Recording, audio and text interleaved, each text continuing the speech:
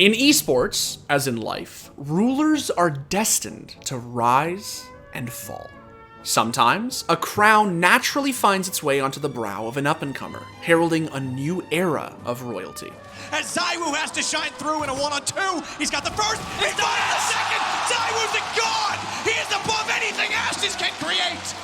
Other times, it's left unattended and gets seized as a result. Tornado, Thompson, he's in with the back of the beach. Tony Glass coming down, Thompson with the saves, gets both of them. Thompson and Boca doing it big time on the main stage. As the level of competition increases, those who've been deemed masters of their craft are fated to be dethroned. Kings come and go, and those who were adorned with laurels yesterday aren't likely to be imperators today. That is, unless you're talking about Adam Friberg, CSGO's unusurpable, fruit-obsessed monarch. This could be a complete massacre here. Get Right picks up a frag. They're going to commit their way through. Friberg picks up 3 in a row. Make it 4, Friberg. Excellent defense there on Banana. Friberg is a Swedish entry fragger who famously became a supporting cast member in one of esports' all-time greatest dynasties. But that's not what he's really known for. You see, Friberg is the only player to dominate one of his game's most infamous, iconic, and innuendo-prone callouts for nearly a decade. The only competitor to consistently make Banana his bitch. Now Friberg, he's taking the bit of the fetish spot right here. And they're going to try and flash their way through. This could be perfect. The double spray, the triple spray, Friberg! He ruins them! So how is it that Friberg managed to cement himself as the so-called Banana King of Counter-Strike? And why is it a title that no one's been able to take away from him after all these years? Could I ask for some bananas in here as well? I don't see why not. If you need bananas, Friberg, bananas you will get. Now, if you haven't heard of the legend that is Fragberg, you're in for a treat. When he's not peeling T-brains in Counter-Strike's sketchiest alleyway, you might catch him playing some shinny, making his guitar gently weep, or throwing unprovoked dance parties. But between 2009 and 2011, before he was Inferno's resident Rush B expert, Friberg had been making his name in Source. And after making the move to CSGO in 2012, it wasn't long before the selfless entry fragger caught the attention of the game's first veritable super team, Ninjas in Pyjamas. Led by the legendary 1.6 born bromance that is Forrest and Get Right, NiP were the first Counter-Strike roster to go all in on global offensive. After recruiting one of the greatest in-game leaders the original Counter-Strike had ever seen, and one of the biggest names in Source, they needed a fifth. NiP could have picked anyone, but in the end, they settled on Friberg.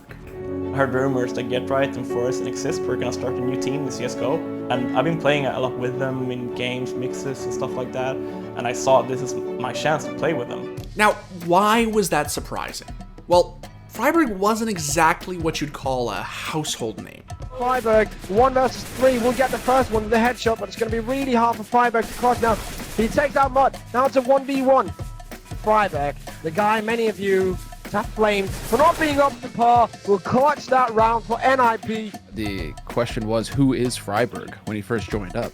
Because you have Get Right and Forest that were just sucking all the oxygen out of the room, and for good reason. I mean, you have the two 1.6 legends who have jumped ship to this upstart game, CSGO. Who's going to play CSGO? It's a trash game. Anybody can tell just watching it.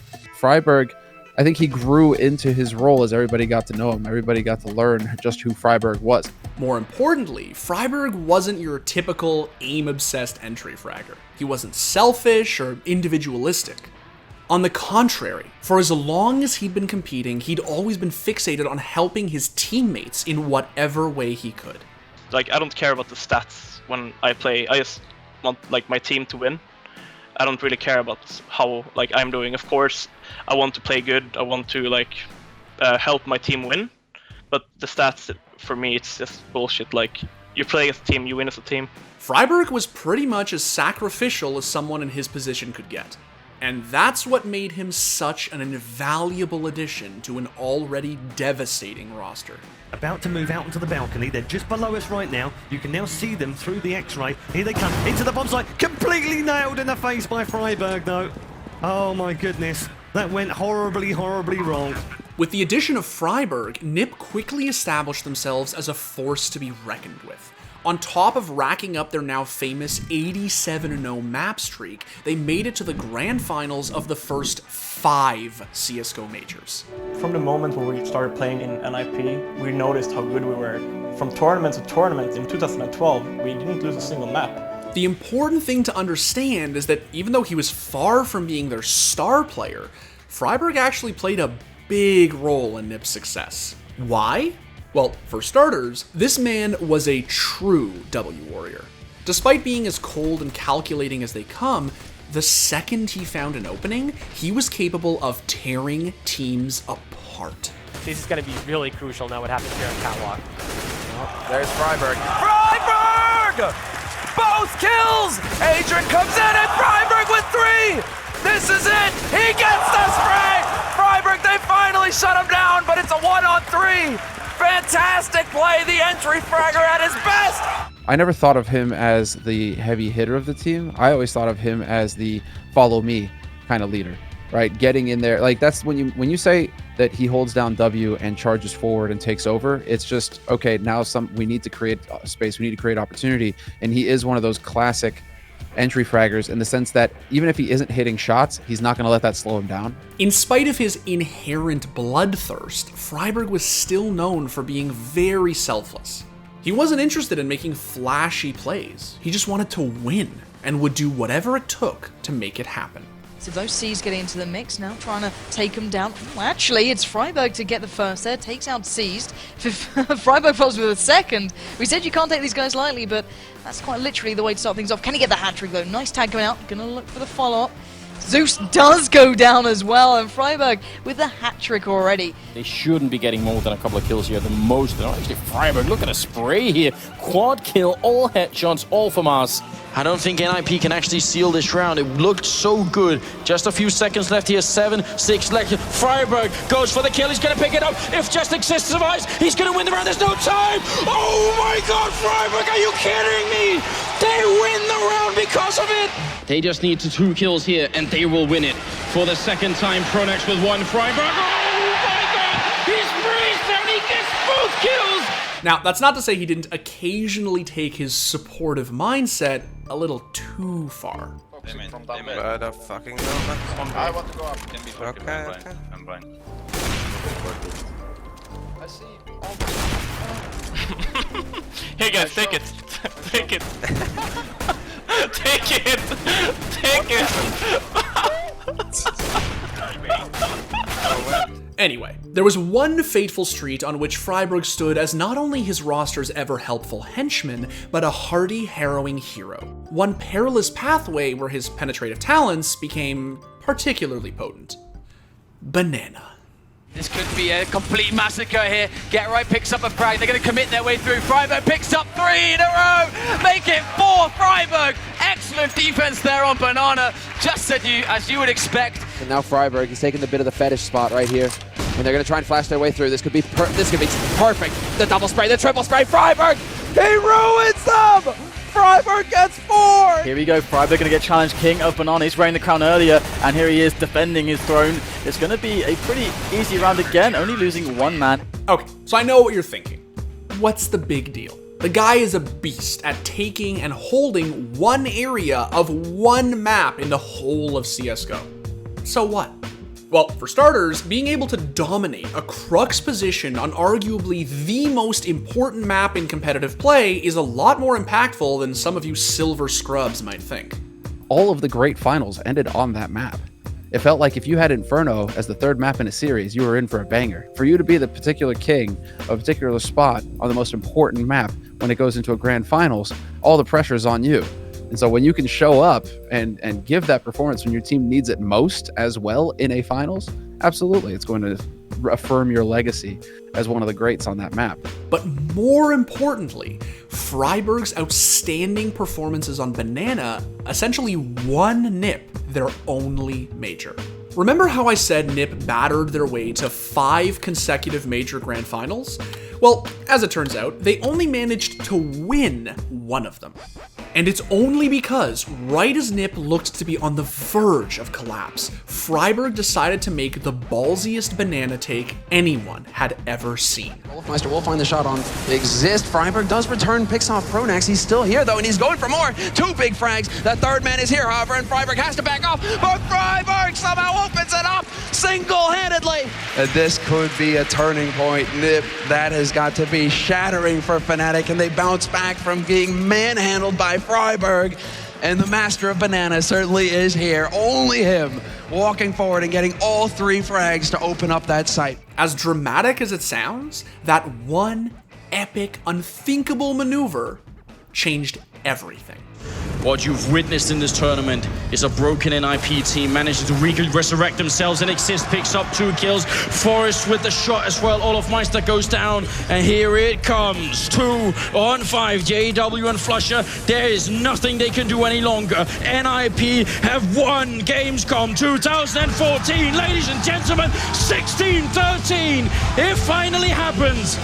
After nearly a year, 2 second place finishes. NIP finally claimed the title. They are the champions. The highlight in my career is the ESL Cologne 2014 when we won the major. Super good feeling. Felt like I was king of the world. But that's not the only crown that was bestowed upon our Swedish sidekick coming out of Cologne. From that day forward, Friberg was finally regarded as a star in at least one respect. He'd indelibly been declared the king of Banana. And man, did he run with it. I mean, you all saw the match, right? Everyone here on the stream? Oof. I suppose the stream Such was a live, game. right? Yeah, like... Oh my god. You know the Molotov I threw Banana and killed all 5? Oh yeah, that was sick. There weren't even any flashbangs. They I mean, I don't know what happened. It's like reverse Banana split. Very nice. The devs even paid tribute to good old Godberg during the Inferno rework by putting up a sign at the top of Banana that read Adam Street. Hell, it was even turned into a flavor of ice cream in Sweden.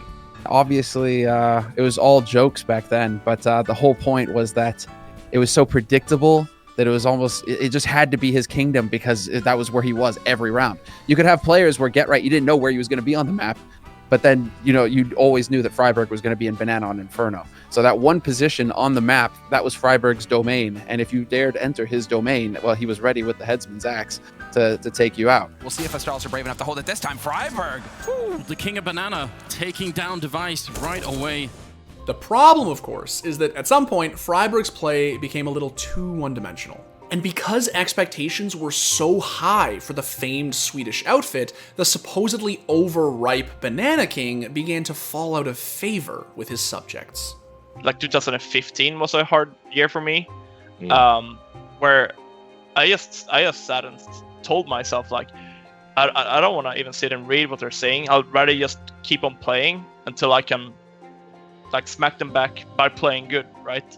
Unfortunately for Friberg, NIP's form continued to suffer throughout 2015, and the team made the difficult decision to part ways with their crown holder in the hope that it would improve their results. Although he was gutted to leave NIP, Friberg quickly discovered that whether he was with the team or not, wherever he went, he was still regarded as the king of Banana. Give him a warm welcome. The king of Banana, Friberg. Now, that's not to say that Friberg's crown hasn't been scuffed from time to time. One banana. But he does occasionally remind everyone that his reign wasn't bought, it was earned. One more. Nice, go B. B should be clear. Anyway, in 2020, after years spent apart, Friberg was finally reunited with his Swedish super squad on Dignitas.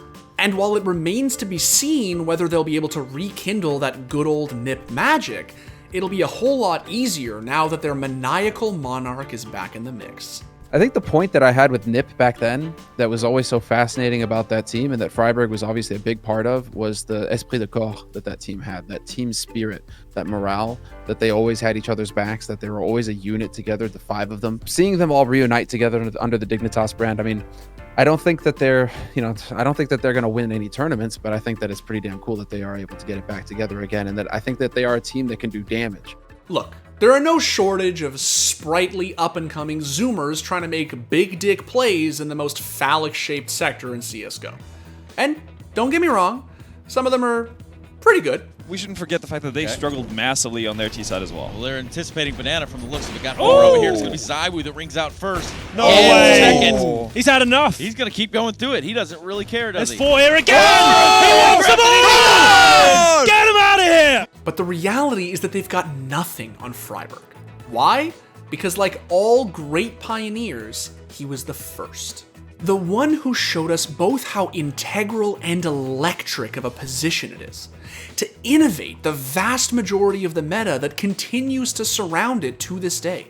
Make no mistake, Friberg is still the banana king of Counter-Strike. And according to the sign, he always will be. Nobody can take away the king of bananas crown. It's on him. It's always going to be him. He is, so long as there's Inferno, there will be the king of banana, and that man will be Friberg. Yeah, you're not taking away the title from the king. It's always going to be his, along with that banana ice cream. Banana. Banana. Banana. Any other ways to say the word? Yeah, I think you covered the I covered them, yeah, no. But between 2009 and 2011, I'll just say that, fuck it. No, it's a good line, I like this one a lot. Peeling tea brain, it's just so fucking good, dude. Overripe Banana King, that's great. Plantain the bomb. God damn. God damn.